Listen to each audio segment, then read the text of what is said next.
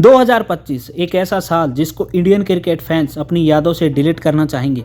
ऐसा नहीं है कि 2025 में हमने क्रिकेट नहीं जीता, ट्रॉफी नहीं जीती, बट जो हमने हारा उसका जख्म है वो हमें आज भी परेशान कर रहा है। साला ये दुख का खत्म नहीं होता बे। वहीं तो साल खत्म हो गया है लेकिन दुख आज का वही है। इसलिए आज की वीडियो में हम याद करेंगे उन बुरे पलों को और उसके बाद हमारे दिमाग से उनको निकाल फेंकेंगे, समझे। ये वो साल नहीं था जिसके अंदर हमने कई सारी ट्रॉफियां उठाई। ये वो साल भी था जिसके अंदर मैच खत्म होने के बाद टीवी बंद हो गए, मोबाइल साइलेंट हो गए और क्रिकेट फैंस के अंदर एक ही डिस्कशन कि आखिर इंडिया टीम को हो क्या गया है यार। क्योंकि 2025 के अंदर हार सिर्फ स्कोरबोर्ड पे नहीं थी, हार उस भरोसे की थी जो क्रिकेट फैंस को टीम इंडिया पे था। क्योंकि हम पिछले एक दशक से कोई भी टेस्ट सीरीज या टेस्ट मैच नहीं हार रहे थे। और आज क्रिक हब डीएस की इस वीडियो में यानी कि साल के आखिरी दिन याद करेंगे उन 5 लम्हों को जिन्होंने इस साल के अंदर क्रिकेट फैंस को अनकंफर्टेबल यानी कि असहज बना दिया। वनडे और T20 के अंदर भारत का साल मिला जुला रहा, लेकिन टेस्ट क्रिकेट के अंदर हमें काफ़ी दुख पीड़ा झेलनी पड़ी। और इस कड़ी में सबसे पहला दुख तब जुड़ा जब हम ऑस्ट्रेलिया बीजेटी खेलने के लिए गए।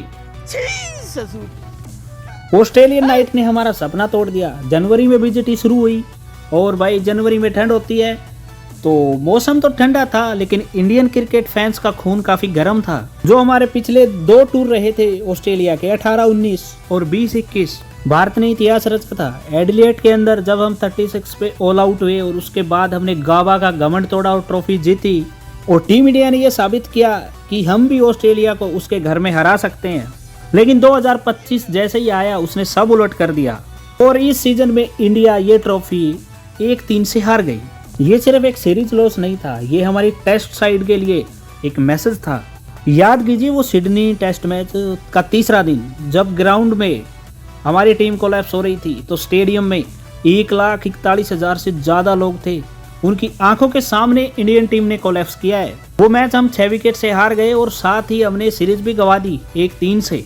ऑस्ट्रेलिया के अंदर टीम इंडिया की वो विनिंग स्ट्रीक खत्म हो गई और वो बिलीव टूट गया कि हम कहीं भी जीत सकते हैं।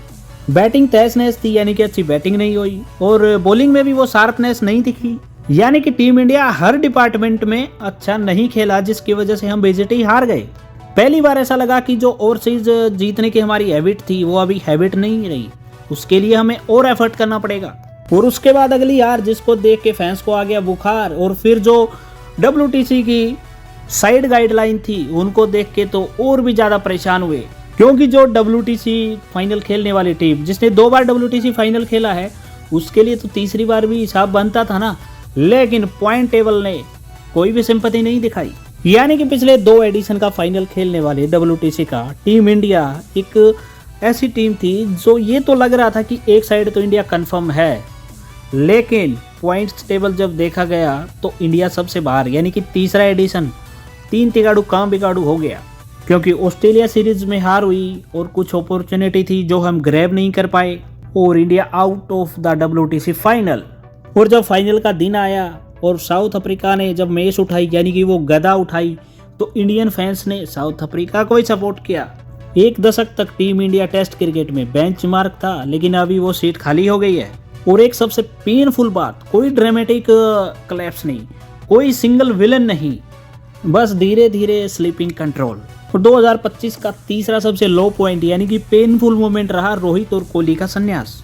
मई 2025 IPL खत्म हुआ और फिर उसके बाद खबर आई Rohit Kohli retire from test cricket और Virat retire from test cricket. अलग अलग प्रेस कॉन्फ्रेंस नहीं किया, न ही अलग अलग समय पे अनाउंस किया। एक ही दौर में 2 लेजेंड्स ने टेस्ट क्रिकेट से संन्यास लिया। फैंस को ये पता था कि ये दिन आएगा, लेकिन इतना जल्दी और वो भी एक साथ, ये किसी ने नहीं सोचा था। रोहित वो कैप्टन थे जिसकी कैप्टनसी में टीम इंडिया नई ऊंचाइयां छू रही थी। पूरी टीम बैलेंस दिख रही थी, अच्छी गेंदबाजी और विस्फोटक बल्लेबाजी और चीते जैसी फील्डिंग, यानी कि रोहित भाई ने हर डिपार्टमेंट में काम किया था।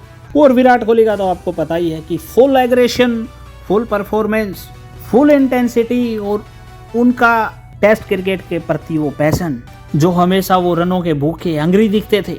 और फिर जब उन्होंने टेस्ट क्रिकेट छोड़ने का फैसला किया और वो खबर फैंस को सुनाई दी तो इंडियन क्रिकेट फैंस के ऊपर पहाड़ टूट पड़ा। विराट और रोहित का जाना ड्रेसिंग रूम से ये नहीं है कि सिर्फ एक प्लेयर चले गए, नहीं, वो ड्रेसिंग रूम का बैकबोन थे, वो चले गए। और ओल्ड प्लेयर ने भी कहा कि अभी कोई शील्ड नहीं है, अभी स्पॉटलाइट सीधा तुम पे है, यंगस्टर पे। रोहित और कोहली के जाने के बाद पूरी टीम एकदम यंग हो गई, और यंग टीम में आप या तो बिल्कुल अच्छा करते हैं या फिर आप टूट जाते हैं। और फिर जो एक बुरा फेज था वो इन दोनों के जाने के बाद आया, जब हम साउथ अफ्रीका के खिलाफ चारों खाने चित हो गए। यानी कि जो डर था वही हुआ, क्योंकि एक दशक पहले, यानी कि एक दशक से भी ज़्यादा टाइम ऐसा था कि जो भी टीमें इंडिया का दौरा करती थी टेस्ट क्रिकेट के लिए, वो ये सोचती थी कि अगर इंडिया के अंदर हमने टेस्ट क्रिकेट ड्रॉ कर लिया तो भी हमारी बहुत बड़ी अचीवमेंट होगी, क्योंकि स्पिनिंग ट्रैक, क्राउड, प्रेशर सब इंडिया के फेवर में रहता था। लेकिन इस बार पिक्चर अलग थी भाई। साउथ अफ्रीका आई और उन्होंने डोमिनेट किया और एक अच्छा क्रिकेट दिखाया, और इंडियन टीम का हो गया व्हाइट वॉश, वो भी घर पर। इंडियन बॉलर में कोई शार्पनेस नहीं दिखी, बैट्समैन थे वो कंफ्यूज दिखे, और जो प्लान थे वो रिएक्टिव होने जैसे दिखे। और फैंस के लिए सबसे शॉकिंग बात कि साउथ अफ्रीका टीम ने कैसे हमारी टीम को इंडिया में आके पेल दिया। कई विदेशी कप्तानों का सपना है कि भारत में जाके उनको टेस्ट सीरीज हराए, और ये सपना जो था वो अभी यानी कि सच होने लग गया, और भारत का जो किला था वो ढह गया। ये हार सिर्फ सीरीज लॉस नहीं थी, क्योंकि यहाँ पे सवाल उठता है कि क्या जब आप घर पे ही नहीं जीत पा रहे हो तो आप बाहर क्या घंटा जीतोगे। ऐसी बातें सब लोग कर रहे थे भाई। और अभी आगे बढ़ते हैं और अभी बात करते हैं आखिरी लो पॉइंट की। वो था पाकिस्तान और Indian Asia cup under-19 team का फाइनल मैच। जब हमने सोचा था कि टेस्ट क्रिकेट में इतने धक्के खा लिए हैं, अब इससे बुरा क्या ही होगा। फिर हम इंटर करते हैं दिसंबर 2025 और साथ लाया अंडर-19 एशिया कप 2025 का फाइनल, और जिसका ओपोनेंट है पाकिस्तान। और हमें फाइनल में चेज करने के लिए टारगेट मिला था 348 रन, और फाइनल में ये चेज कर पाना काफी मुश्किल होता है इतना स्कोर, और यही हमें पिच पे भी दिखा। और नतीजा, इंडिया 156 पे ऑल आउट हो गई और हम हार गए 191 रन से। और ये सिर्फ हार नहीं थी, ये भारतीय क्रिकेट फैंस के ऊपर, दिल के ऊपर गहरी चोट थी। और एक्सपर्ट ने कहा कि हमारी टेक्निक सही नहीं थी, हमारी बैटिंग, बॉलिंग, हर डिपार्टमेंट में हम फेल होते हुए दिखे। और अभी सवाल यही उठता है, क्या इंडिया का फ्यूचर अभी रेडी है? यानी कि फ्रेशर हैंडल नहीं कर पा रहे हैं, तो क्या वो फ्यूचर में खेलने के लिए बिल्कुल रेडी है? 2025 में इंडियन क्रिकेट ने सिर्फ ट्रॉफियां नहीं गंवाई है, उन्होंने मैच गंवाए, उन्होंने क्रिकेट फैंस का भरोसा गंवाया है। उन्होंने इस टाइप से मैच आ रहे हैं कि अभी कोई बिलीव कर पाना मुश्किल हो रहा है। किसी भी क्रिकेट फैन से आप टेस्ट क्रिकेट के बारे में बात करो कि ऐसा सीरीज है, वहाँ पे इंडिया डोमिनेट करेगा, ये करेगा, तो किसी का भी ज़मीर 100% गवाही नहीं देता है कि वहाँ पे इंडिया विन करेगा, क्योंकि 2025 में आपने कारनामे ही ऐसे कर दिए हैं।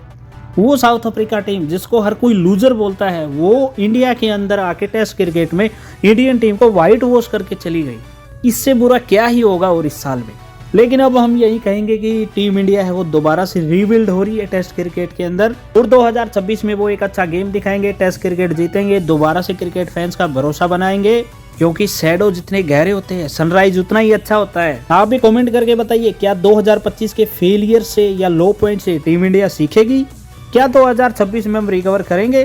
टीम के ऊपर आपको कितना विश्वास है, और इंडियन क्रिकेट टीम को 10 में से आप कितना नंबर देना चाहोगे, वो भी जरूर शेयर करना। चैनल को सब्सक्राइब करना, और क्रिकेट की बढ़िया बढ़िया वीडियो के लिए हमारे चैनल को सब्सक्राइब करके बेल आइकन और घंटा दबा देना, ताकि हमारी कोई भी अपडेट आए तो आपको पता लगता रहे। और मिलते हैं कल, यानी कि नए साल में। सभी को हैप्पी न्यू ईयर। मिलते हैं कल, तब तक के लिए बाय बाय, जय हिंद।